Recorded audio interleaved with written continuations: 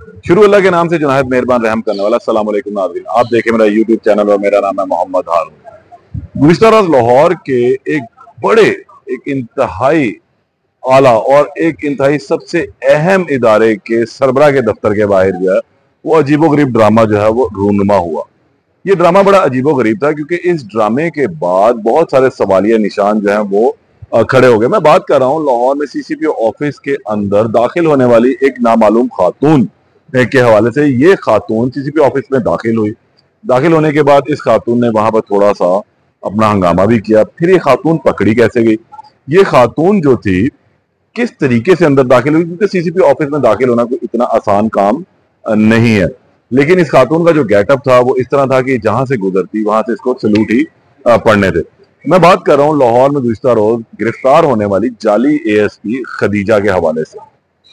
और ये खदीजा नामी जो खातून है इसका हदूद अरबा कुछ इस तरह है कि डिफेंस की रिहायशी है और शादीशुदा है। गुज़िश्ता रोज जो है ये सीसीपी ऑफिस जा पहुंची। अच्छा, सीसीपी ऑफिस का हदूद अरबा और उसकी कुछ एंट्री का मैं आपको अहवाल जरा बता दूं कि जब हम इसमें दाखिल होने लगते हैं तो टिकट्स बनी हुई हैं।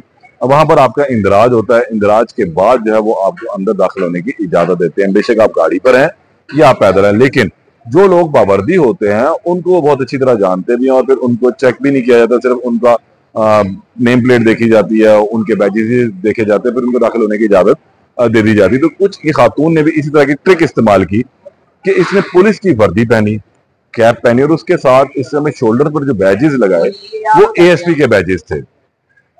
जिसको ये खातून सीसीपी ऑफिस के मेन गेट पर पहुंची तो जाहिर सी बात है वहां पर खड़ा हुआ एक पुलिस कांस्टेबल, अब वो क्या कर सकता था, उसने सिर्फ इसको सैल्यूट मारा और उसके बाद इन्हें सीसीपी ऑफिस के अंदर जाने की इजाजत दे दी।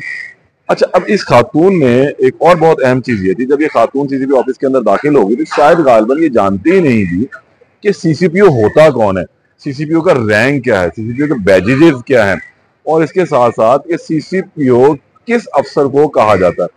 ये खातून पूछते बेचारी सीसीपीओ कहाँ बैठते हैं, ये वहां जा पहुंची और सीसीपीओ ऑफिस के बाहर जाके कहती है जो वहां पर एहलकार खड़े थे कि सीसीपीओ कहाँ है, उन्हें बाहर निकालें, क्योंकि इसे गालिबन शायद सीसीपीओ के ओहदे का इल्म ही नहीं था।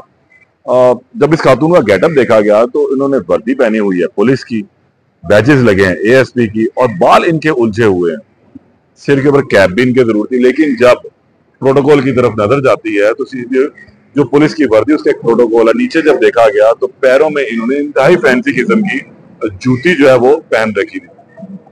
मौके पर जो एहलकार इन्हें डील कर रहा था उसे हल्का सा शक गुजरा कि गालिबन ये कोई जाली काम है।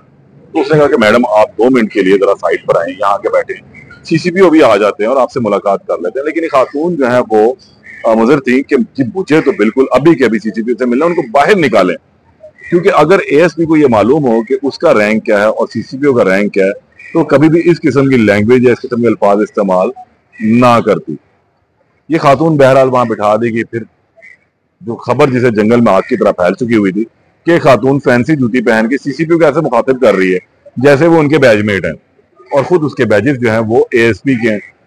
थोड़ी सी इन्वेस्टिगेशन की गई, पूछगिछ की गई तो फिर मालूम पड़ा कि खातून जो है वो डिफेंस की रिहायशी है और खदीजा इनका नाम है, शादीशुदा है, लेकिन ये कोई एएसपी नहीं है बल्कि एक आम खातून है और वहां पर जाके वावेला कर रही थी।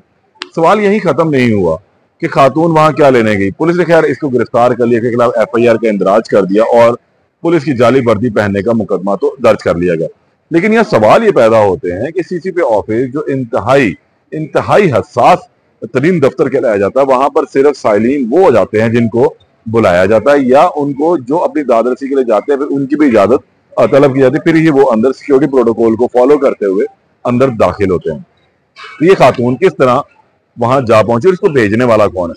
पुलिस ने अब इस पर तफ्तीश का आगाज तो कर दिया है कि आखिर पता लगाया जाए खातून वहां क्या लेने आई, क्योंकि इब्तदाई तफ्तीश में इसने अभी तक कुछ ऐसा नहीं बोला, ना ही इसने उगला कहेंगे कि आखिर वो वहां क्या लेने आई थी, किसके कहने पर आई, क्या इसका मोटिव था। लेकिन वहां पर जो है एहलकार उनकी भी काबिलियत के ऊपर सवालिया निशान उठे कि उन्होंने किस तरह एक खातून को फैंसी जूती पहनी देखने के बावजूद जो अंदर तक जाने दिया, क्या उससे रोककर उसका जो आईडी कार्ड था वो तलब किया, पुलिस सर्विस कार्ड उससे तलब किया नहीं किया, क्या उसकी शक्ल से उन्हें अंदाजा नहीं हुआ कि आखिर ये एएसपी कौन है जो बिल्कुल ही अननोन चेहरा है, क्योंकि रोजाना की बुनियाद पर बहुत सारे पुलिस अफसरान का वहां से गुजर होता है और अमूमी तौर पर जो ड्यूटी पर एहलकार है उनकी ड्यूटियां मुख्तसर रहती हैं।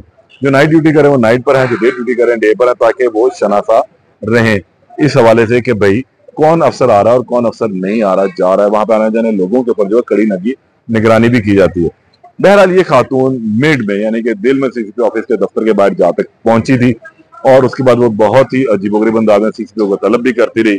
तमाम पुलिस ने मुकदमा भी दर्ज कर लिया, लेकिन इन सवालिया निशानों पर अब पुलिस अफसरान को जो है जरा सर जोड़ कर बैठने की जरूरत है। अगर एक खातून यहाँ पर दाखिल हो सकती है तो खातून कार्ड इस्तेमाल करके वो कहीं पर भी कोई भी खातून जो वो जा सकती है। इस हवाले से अब पुलिस को जो अपने एसओपी गालबन तब्दील करने चाहिए ताकि मुस्तकबिल में कोई बड़ा सानिया रूनमा ना हो। इस केस में मजीद अपडेट जो होगी उससे आपको दोबारा आगाह करूंगा। तब तक के लिए इजाजत दें। अल्लाह ने के बाद।